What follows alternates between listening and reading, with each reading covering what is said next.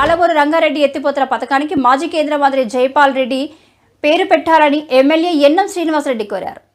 మాజీ కేంద్ర మంత్రి, ఉత్తమ పార్లమెంటేరియన్, మహబూబ్ నగర్ బిడ్డ సూదిని జైపాల్ రెడ్డి 82వ జయంతి సందర్భంగా జిల్లా కాంగ్రెస్ పార్టీ కార్యాలయంలో, అదేవిధంగా జేపీఎన్సీ కళాశాలలో కాంస్య విగ్రహానికి సిడబ్ల్యూసీ ప్రత్యేక ఆహ్వానితులు మాజీ ఎమ్మెల్యే చల్లా వంశీ చందర్ రెడ్డి, జిల్లా కాంగ్రెస్ పార్టీ అధ్యక్షుడు జి మధుసూదన్ రెడ్డి, మక్తలి ఎమ్మెల్యే వాకిటి శ్రీహరితో కలిసి ఘనంగా నివాళులు అర్పించారు. అనంతరం ఆయన మాట్లాడుతూ స్వర్గీయ జైపాల్ రెడ్డి గొప్ప రాజనీతిజ్ఞుడని, సమయస్ఫూర్తిని కలిగిన వారని కొనియాడారు. చిన్నపిల్లలు మొదలు పండు ముసలి వరకు అభిమానించే తెలంగాణ ఉద్యమ నాయకుడు జైపాల్ రెడ్డి అని ఆయన అన్నారు. నాడు కేసీఆర్ కు ఎన్నోసార్లు సమయస్ఫూర్తితో సహాయం అందిస్తూనే తెర వెనుక తెలంగాణ రాష్ట్ర ఏర్పాటుకు కృషి చేస్తారని పట్టుబట్టి నాటి కాంగ్రెస్ ప్రభుత్వాన్ని ఒప్పించి పార్లమెంటులో బిల్లు ప్రవేశపెట్టే వరకు కాదు, బిల్లు ఆమోదం పొందే వరకు వారు కృషి చేస్తారని ఆయన చెప్పారు. మహబూబ్ నగర్ ఎంపీగా ప్రజలతో సత్సంబంధాలు ఉన్న కొద్దిమంది రాజకీయ నాయకుల్లో ఈయన ఒకరు అని ఆయన తెలిపారు. మహబూబ్ నగర్ బిడ్డగా జైపాల్ రెడ్డి విశ్వవ్యాప్తంగా పేరు ప్రఖ్యాతలు గడించారని, అలాంటి మహనీయుని చరిత్ర రాబోయే తరాలకు చాటి చెప్పాలని ఆయన చెప్పారు. జైపాల్ రెడ్డి జైపాల్ రెడ్డి జైపాల్ రెడ్డి ఆశయాలను జైపాల్ రెడ్డి ఆశయాలను కొనసాగిద్దాం. జైపాల్ రెడ్డి గారి ఆశయాలను కాంగ్రెస్ పార్టీ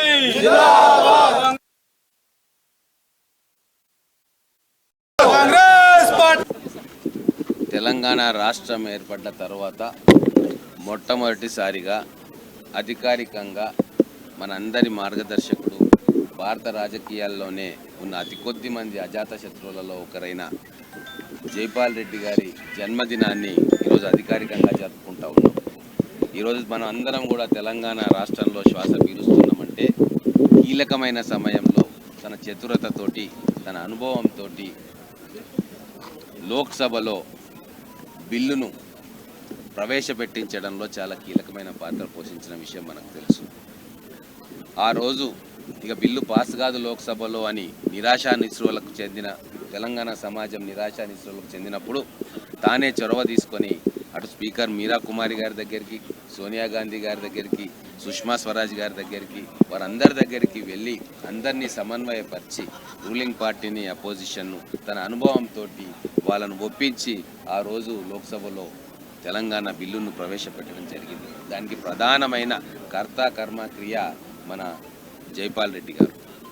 అందుకే వారి సమయస్ఫూర్తితోటి, చతురతతోటి ఆ రోజు లోక్సభలో ప్రవేశపెట్టి పాస్ కాపాడిన తెలంగాణ బిల్లు తర్వాత రాజ్యసభలో కూడా పాస్ అయ్యి ఈరోజు తెలంగాణ రాష్ట్రం ఏర్పాటు కాబట్టే ఈరోజు తెలంగాణ ఉద్యమకారులుగా తెలంగాణ ఉన్నంత వరకు కూడా జైపాల్ రెడ్డి గారి కృషిని తెలంగాణ రాష్ట్ర సాధనలో ఢిల్లీలో వారు నెరిపిన దౌత్యం కానీ, రాయబారం కానీ, అందరినీ ఒప్పించడంలో వారు చేసిన పాత్ర కానీ ఖచ్చితంగా స్మరణకు తెచ్చుకోవాల్సిన అవసరం ఉంది. ఎన్నో విషయాల్లో హడ్డుల్స్ను తీసేసి తెలంగాణ ఉద్యమంలో కూడా అనేక పర్యాయాలు చేదోడు వాదోడుగా ఉద్యమకారులకు ఉన్న విషయం ఉద్యమకారుడిగా మాకు తెలుసు. కానీ దురదృష్టవశాత్తు కేసీఆర్ గారు ముఖ్యమంత్రి అయిన తర్వాత ఇంతటి మహా వ్యక్తిని పక్కకు పెట్టారు. వారు చనిపోయిన తర్వాత కూడా వారికి ఎలాంటి గౌరవ మర్యాదలు కూడా దక్కకుండా ఆ రోజు ఒక కుటిల యత్నం బీఆర్ఎస్ గవర్నమెంట్ చేసింది. కానీ కాలం గొప్పది. ఆ మహనీయుని చరిత్రను మళ్ళొకసారి ప్రజలకు గుర్తు చేసుకోవడానికి ఈరోజు కాంగ్రెస్ ప్రభుత్వం వచ్చి ఈరోజు వారి జన్మదినాన్ని అధికారికంగా జరుపుకొని మళ్ళీ ఒకసారి తెలంగాణ ప్రజలకు, ఉద్యమకారులకు వారి యొక్క ఔన్నత్యాన్ని, వారు గడిపిన జీవితాన్ని, ఎంత నిరాడంబరతతోటి వారి జీవితాన్ని, రాజకీయ జీవితాన్ని గడిపారో ఒక ఆదర్శప్రాయమైన వ్యక్తిగా ఈరోజు మన కళ్ళ ముందు వారి చరిత్ర ఉంది. కాబట్టి మళ్ళీ ఒకసారి మననం చేసుకునే అవకాశం ఈ ప్రభుత్వం కల్పించింది, మన ముఖ్యమంత్రి గారు కల్పించారు. కాబట్టి ప్రభుత్వానికి ధన్యవాదాలు తెలుపుతా ఉన్నాను మా కాంగ్రెస్ నాయకులు, కార్యకర్తల తరఫున. భవిష్యత్తులో వారి పేరు మీద అనేక మంచి ప్రాజెక్టులు, ప్రజలకు ఉపయోగపడే ప్రాజెక్టులు కూడా ఈ ప్రభుత్వం వారి పేరు మీద పెట్టాలని చెప్పి, ఒక మంచి ఎడ్యుకేషనల్ ఇన్స్టిట్యూషన్ కూడా వారి పేరు మీద ఇక్కడ పెట్టాలని చెప్పి నేను ప్రభుత్వాన్ని కోరుకుంటున్నాను.